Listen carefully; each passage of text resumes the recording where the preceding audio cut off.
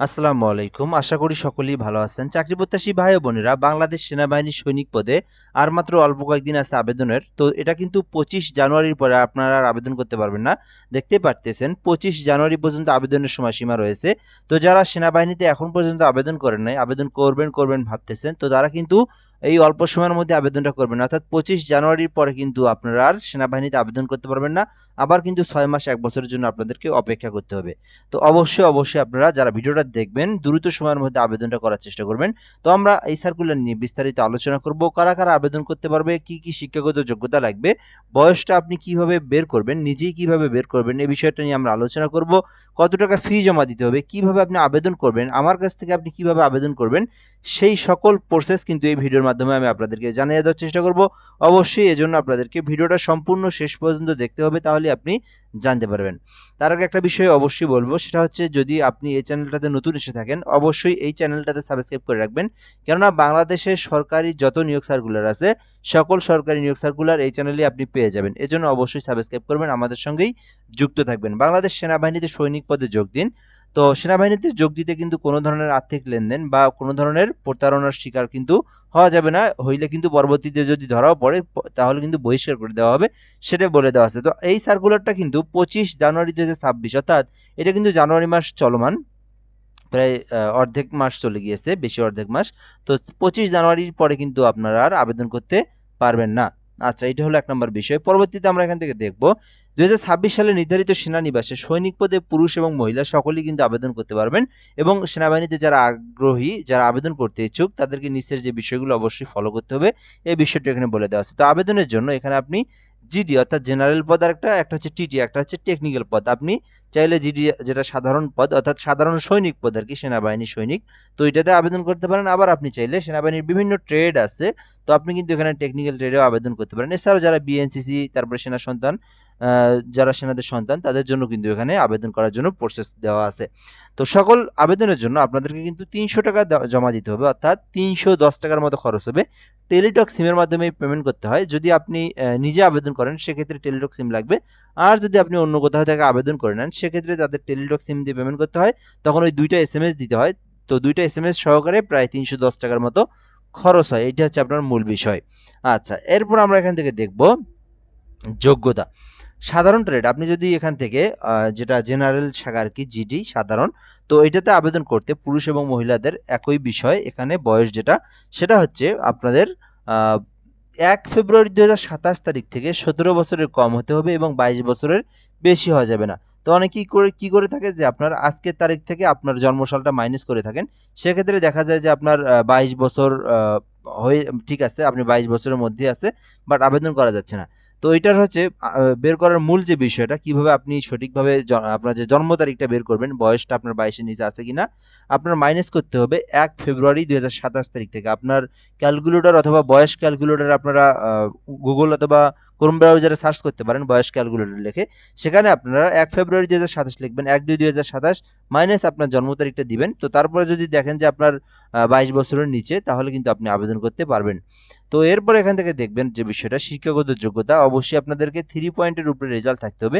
এখানে যদি আপনার 2.99 হয়, তবুও কিন্তু আপনি আবেদন করতে পারবেন না। খ নাম্বার আছে টেকনিক্যাল ট্রেড। এটা হচ্ছে আপনার টেকনিক্যাল ট্রেডে যদি আপনি আবেদন করতে চান, সেক্ষেত্রে একই বিষয়। এখানে শুধু বয়স যেটা, সেটা হচ্ছে 23 বছর। আপনি 1 ফেব্রুয়ারি 2027 তারিখ থেকে আপনার বয়সটা মাইনাস করবেন।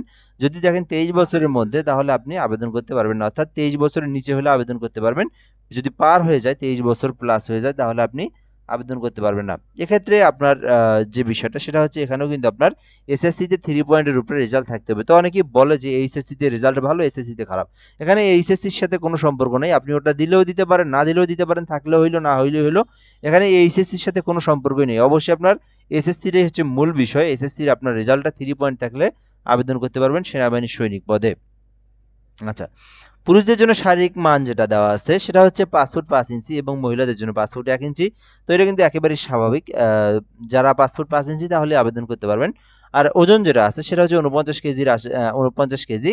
আর মহিলাদের ক্ষেত্রে 47 কেজি হলেই কিন্তু আপনারা আবেদন করতে পারবেন না। বুক যেটা, সেটা হচ্ছে আপনার স্বাভাবিক যেটা আছে, সেটা হলেই হবে, এটা নিয়ে কোনো সমস্যা নেই। তো এরপরে চোখের মান যেটা দেওয়া আছে 6 স্বাভাবিক দৃষ্টি, অর্থাৎ আপনি যদি নিজেকে ঠিক মনে করেন যে না সব ঠিক আছে, সব কিছু আপনি স্যাটিসফাইড, তো তাহলে কিন্তু আপনি আবেদন করতে পারবেন। এক্ষেত্রে বেশ কিছু বিষয় বলে দেওয়া আছে। এখানে আপনার পরীক্ষা হবে স্বাস্থ্য পরীক্ষা, সাঁতার, বৈবাহিক অবস্থা, জাতীয় পরিচয়পত্র, অবশ্যই বাংলাদেশি নাগরিক হতে হবে। দেন আপনি কিন্তু এই আবেদনটা করতে পারবেন, সেনাবাহিনীর এই সার্কুলারে আবেদন করতে পারবেন। এই ছিল মূলত মূল বিষয় হচ্ছে এই অংশটুকু। এর পরবর্তীতে আমরা যদি দেখি এখান থেকে ভর্তির সময় নিম্নবর্ণিত সনদপত্র ছবি লেখার সামগ্রিক আনতে হবে। এটা হচ্ছে আপনার পরবর্তীতে যখন আপনি যাবেন তখন এই কাগজগুলো নিয়ে যেতে হবে, সেটা কিন্তু আপনারা জানতেই পারবেন। তো এরপর যদি আমরা এখান থেকে দেখি নির্বাচনী পদ্ধতি, স্বাস্থ্য পরীক্ষা হবে, শারীরিক পরীক্ষা, দৌড়, পুশ আপ, সিট আপ, বিম, মহিলাদের ক্ষেত্রে বিম প্রযোজ্য নয়, এতে অংশগ্রহণ করতে হবে। এরপরে কিন্তু আপনার লিখিত পরীক্ষা হবে, বাংলা, ইংরেজি, গণিত, সাধারণ জ্ঞান এবং বুদ্ধিমত্তা সকল সাবজেক্ট থেকে কিন্তু পরীক্ষা হবে এবং সাক্ষাৎকারের মাধ্যমে যোগ্য প্রার্থী নির্বাচন করা হবে।